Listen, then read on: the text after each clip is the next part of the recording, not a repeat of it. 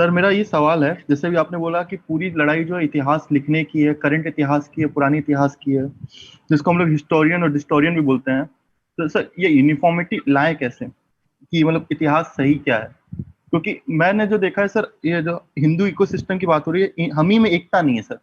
हम ही में एकता नहीं है। हम में क्या होता है सर कि हम लोग शुरुआत करते हैं जीरो से, फिर हमें प्रेज मिलता है, अप्रिसिएशन मिलता है, फिर हम राह से भटक जाते हैं। जैसे एक लेखक थे सर, जिन्होंने स्टार्टिंग में राम पे किताबें लिखी, राम से पहले उन्होंने किताबें लिखी, फिर राम पे किताबें लिखी। अभी उनकी एक किताब आई थी बैटल ऑफ सुहलदेव वाली। अगर आप वो किताब पढ़ेंगे तो वो किस राजा के बारे में बताना था और उस किताब में कहाँ तक पहुंच गए। तो सर मेरा सवाल है कि ये जो हिस्ट्री है, इसको कैसे, अगर हमारे हिसाब से गलत है तो हम इसको सही कैसे करें? क्योंकि बोलना आसान है सर, किसी को समझाना कठिन है।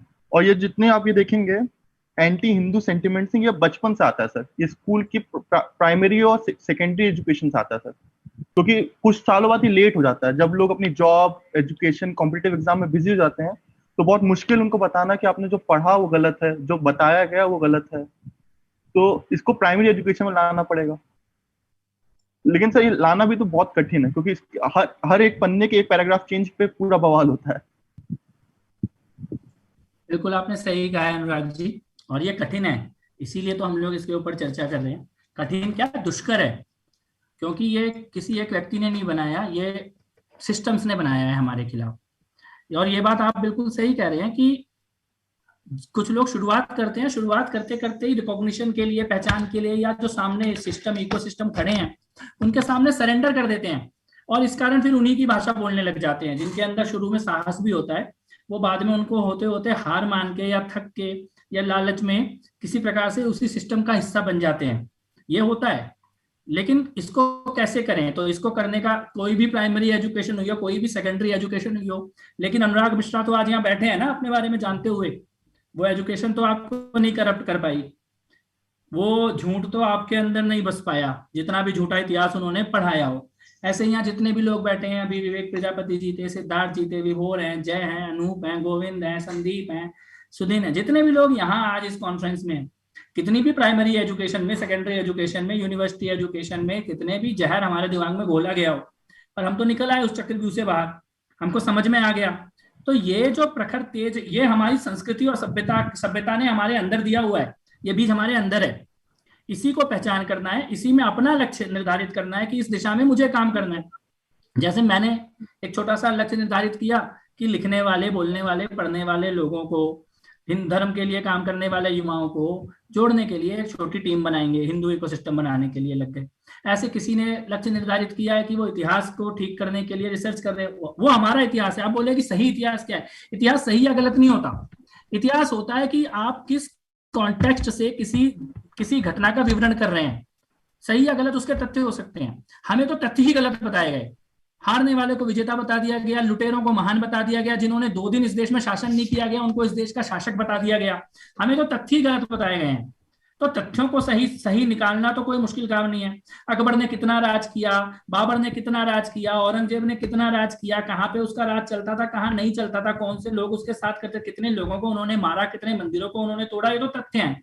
इन तथ्यों को सामने लाना तो बहुत ही आसान है। तथ्यों के सामने लाने के बाद भी किसी घटना को किस पॉइंट ऑफ व्यू से देखना है, उसका कॉन्टेक्स्ट क्या है। हम तो अभी अंग्रेजों के पॉइंट ऑफ व्यू से अपने इतिहास को पढ़ रहे हैं। उन्होंने वेस्टर्न पॉइंट ऑफ व्यू में, क्योंकि चर्च और पादरी समाज पे अत्याचार करते थे, महिलाओं पे अत्याचार करते थे, लूटते थे, सबसे ज्यादा अमीर चर्च होते थे, सबसे ज्यादा लुटेरे चर्च होते थे, चर्च की मर्जी पे वहां का समाज चलता था। तो उन्होंने उस पॉइंट ऑफ व्यू से भारत का इतिहास लिखना शुरू कर दिया। तो हमारे को कम से कम पॉइंट ऑफ व्यू तो चेंज करना ही होगा, हमें कॉन्टेक्स्ट तो चेंज करना ही होगा। इस देश का इतिहास, इस देश का वर्तमान और इस देश का भविष्य हमारे पॉइंट ऑफ व्यू से देखा जाए, हमारे भारतीय कॉन्टेक्स्ट से देखा जाए। ये जिम्मेदारी तो हमें लेनी होगी और प्रखरता के साथ लेनी होगी और साहस के साथ लेनी होगी। और ये सही या गलत के तराजू के ऊपर उठ के ये बात करनी है। सही या गलत तथ्य होते हैं, लेकिन एक्सप्लेनेशन हमेशा एक कॉन्टेक्स्ट में होती है। वो कॉन्टेक्स्ट ही हम लोगों ने खो दिया है। और वही कॉन्टेक्स्ट की बात मुझे लगता है कि कहीं ना कहीं हमें अपने दिमागों में रखनी होगी कि जब हमें कुछ बताया जा रहा है, चाहे आज की घटना हो, वर्तमान में होती कोई घटना हो, या भविष्य में होने वाली घटनाएं हो, या जैसे सीए को विदाउट कॉन्टेक्स्ट आप देखेंगे तो ये सवाल उठेगा जी भारत क्यों कर रहा है, भारत क्यों नागरिकता दे रहा है, इस इतने धर्म के लोगों को दी, इतने धर्म के लोगों को क्यों नहीं दे रहा है? क्योंकि विदाउट कॉन्टेक्स्ट देखेंगे तो उस पर आप सवाल उठा लोगे, उसके खिलाफ आप आतंक फैला दोगे, दंगे कर दोगे, सड़कें। और अगर आप कॉन्टेक्स्ट डालोगे कि पिछले 70 सालों में उन देशों में किन लोगों की हत्याएं हुई, किन लोगों को मारा गया, कैसे पहले धर्म के आधार पर बंटवारा हुआ, फिर वहां बचे लोगों को खत्म कर दिया गया, कैसे डेमोग्राफिक चेंज पाकिस्तान, बांग्लादेश और अफगानिस्तान में हुआ, और भारत में क्या डेमोग्राफिक चेंज हो रहे हैं, अगर आप कॉन्टेक्स्ट में देखोगे तो आपको वो बात समझ में आएगी। तो मुझे ये लगता है अनुराग भाई कि इतिहास तथ्यों के आधार पर क्या है वो एक अलग चीज है, और वो तो बहुत ही आसान है आप जैसे लोगों के लिए निकालना।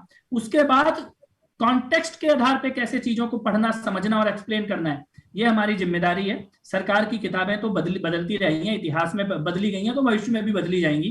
और जिस प्रकार से ये देश एक सही रास्ते पे चल रहा है, छूटे इतिहास की किताबें ज्यादा टिकने वाली नहीं है।